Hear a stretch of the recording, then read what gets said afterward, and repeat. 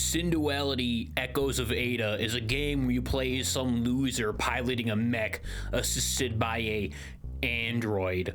The game was developed by Game Studio Inc. What the hell kind of name is that? Game Studio Inc. has created a variety of games. That variety includes... oh my god. Beach Volley Girl, Kingdom Hearts Coded, and Infinity Strash, Dragon Quest, The Adventure of Die. I have not played any of these games. Also, I guess the game is published by Bandai Namco, which is just lovely. All that said, I did play around 20 hours of this game, and I actually did like some parts of it. But there were other parts of it that I really didn't like. And I can see why this game is sitting at mixed on Steam. Anyway, here are my initial impressions of Synduality Echoes of Ada. So, from the get-go, the game gives the players a bunch of exposition for world building. Since this is an extraction shooter, these exposition shorts are likely the best we'll get, except not really. Players can unlock a single-player mode a few hours into the game, but it's not the focus of the game. Long story short, one day it rained and society fell apart. Next, I take my pilot exam. Here, players are taught how to control their mech, called a Cradle coffin in this universe. It's a standard tutorial. It's not intrusive, and it gives the basics of gameplay. With my license in hand, I now get to create my Magus. Magus are androids, and I gotta say, these are some of the laziest robot designs I've seen. As your representative robot fucker, I can assure you that it is indeed possible to make conventionally attractive, sexy robots. You got C-3PO, Roll, Peppercat, the Iron Giant, and Orisa. These are all attractive robots. Synduality, on the other hand, gives us prison, female, and male. The character customization is okay. I've seen much better, and I've seen much worse. The most important part here is the Magus type. These choices include Wonderman, Depressed Support Main, Ball Gazer, Try Hard, Drum. There are also further tutorials disguised as lore bits, which works fine. I'm given a base of operation and tasked with rebuilding it, and honestly I should because it looks like my first apartment. I called it the Shame Shack. I also receive a mission which will help me with rebuilding my crap shack, as well as expand my arsenal. I drop into a match, and within 30 seconds I run into another player. They wave at me and drive by instead of killing me instantly. That's likely because I'm in the northern zone. This area is where those in good standing with the Drifters Association reside. PvP is enabled, yet frowned upon. Most PvPers will be relegated to the southern zone, as being in bad standing with the guild forces players out of this area. This doesn't mean you're safe. PvP is definitely still possible, so you'll still need to be careful. There are other hazards like enders, which are monsters that exist on the surface, the rain that will wear away at your durability, and the terrible servers. Our objective from the guild is to bring back 3 AO crystals, which is a pretty easy task. The issue is the guy we ran into went right for the crystals I was going to mine. I had 2 options there. I could have been aggressive and at worst die horribly, or at best somehow kill the other player, steal their shit, and lose standing with the guild. I'm here running the most basic ass bitch of gear, and this guy over here is running an objectively superior mech. There's no point for me to engage, so I don't. I bet you thought I was going to engage. I bet you thought I was retarded. I mosey on elsewhere and look for random shit since I for the life of me cannot find any AO crystals. At this stage in the game, I'm avoiding as many fights as possible. Unfortunately, sometimes I have to fight, and it doesn't go perfectly. Luckily, I have a Magus skill that throws up a healing dome. It is incredibly useful since nearly half of my HP has been erased from existence in one hit. Finally, I find an AO crystal. It's trash, but I'll take what I can get. My cargo is nearly at maximum at this point, so I head to the closest of the 3 evac sites. I end up having to wait a bit since my weather resistance is around halfway gone at this point, and I don't want to waste a sealing kit on it if I'm going to be leaving the zone anyway. While hiding under these pipes, a random player activates the lift. At this point, my patience is dissipating faster than the rain, so I just go for it. I picked up a return request from another drifter.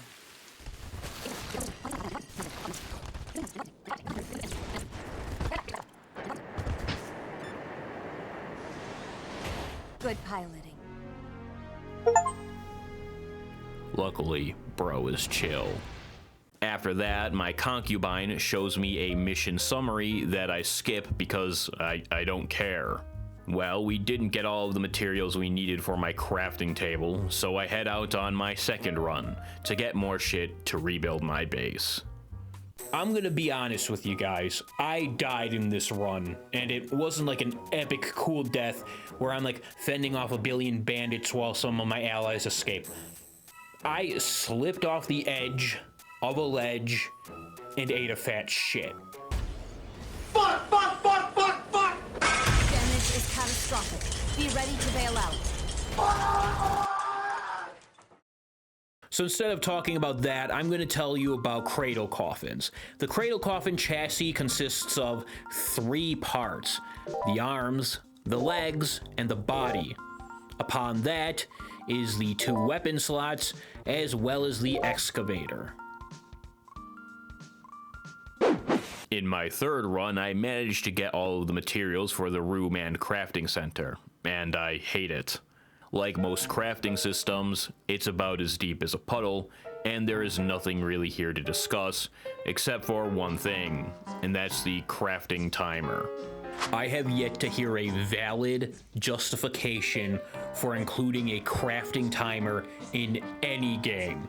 All it does is serve as a point to be monetized down the line. I don't know what the point is here. It doesn't make me want to play this game any longer. In fact, it makes me want to put my time into another game. Synduality's gunplay is okay at best. I've had multiple instances of my bullets just hitting invisible walls, and the hit detection ain't great either. One time I threw a grenade at 2 crawlers and it did nothing. Priming throw. Aim well. Here goes a grenade. Crawler spotted us.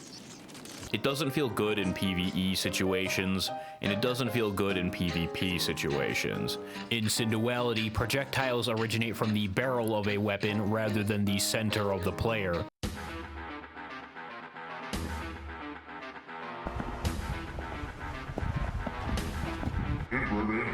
Damn it! Helldivers 2 has also used this style of aiming. Unfortunately, with Synduality, it just comes off as clunky. There was a point where I thought it was just a very bad auto-aim system. In reality, it's just a poorly executed user interface problem. Revoke his gamer card. There are situations where you will be blindsided and you don't have a lot of options to defend yourself. The movement and aiming is a bit slow. This is especially the case when you start nearing the maximum weight capacity of your coffin. As the more cargo you hold, the less agile you will be. Cradle coffins are made of cardboard. Most enemies can take a coffin out in 3 to 4 attacks, and other enemies can wipe out 3/4 of your health in one hit. It's best to engage in one-on-one fights, as multiple enemies can easily overwhelm you. The price of failure is harsh.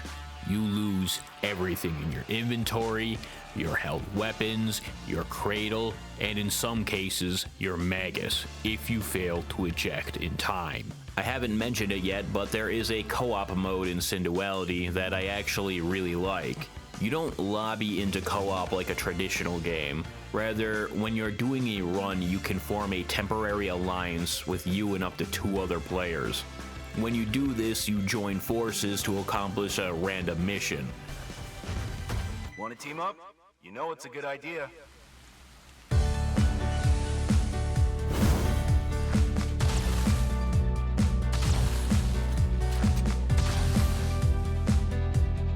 Parasitic ender destroyed. 4 minutes. Let's explore, but stay close enough that we can return at a moment's notice. Requesting cooperation.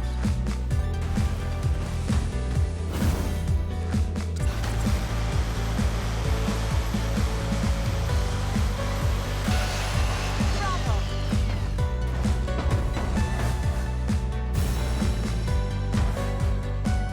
All missions complete.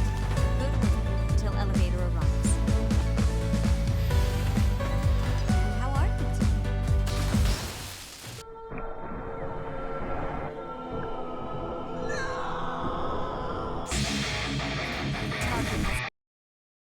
It's an interesting take on co-op. I'd like to participate in it a little bit more. I just haven't had a chance to really do it too often.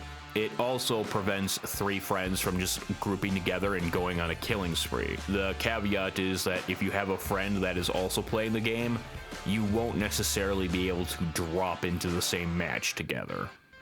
I mentioned a single-player story mode earlier. I played a couple of these missions. They're basically corridor shooters. The nice thing here is you can get some combat experience and not have to worry about losing anything. The not so nice thing is that it's not a rewarding experience. You get nothing other than some more story bits. In a game that emphasizes its extraction shooter mode, I'm not really invested in a story mode that gives me absolutely nothing to help me over there. I guess there is an anime that might make players invested in the lore of this world. You know, I'm honestly surprised that I haven't seen a single clip of Synduality on YouTube Shorts or TikTok. I don't know about you guys, but the algorithm for some reason refuses to stop shoveling videos, hyping up the most bland-ass looking anime in existence, all whilst using the same tired funk song. That's besides the point though. There is some light world building that I actually think is interesting within the game itself. It's basically a post-apocalyptic world where scavengers travel to the surface to get big minerals that are used as fuel. I would rather have seen the game be a primarily single-player experience with optional PvP, but I can appreciate the devs trying to do something unique. Synduality also plays with the idea of pay to win with its Battle Pass. Paid Battle Pass players will get better gear earlier. I hate this shit so much. I paid $40 to play this game, and the game wants me to spend more money so I can shit on the pores. I am the pores. The one saving grace is all of this stuff can be crafted or purchased in-game by non-Battle Pass holders in time. Some folks might not call it pay to win, but there is an objective advantage to owning the premium Battle Pass.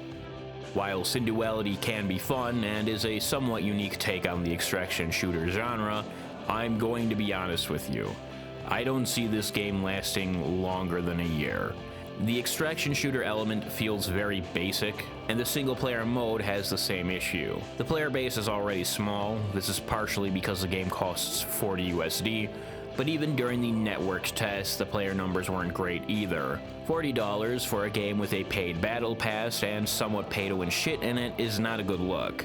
There are so many things that are almost good in Synduality, but they just don't reach it, and they all add up to be less than ideal.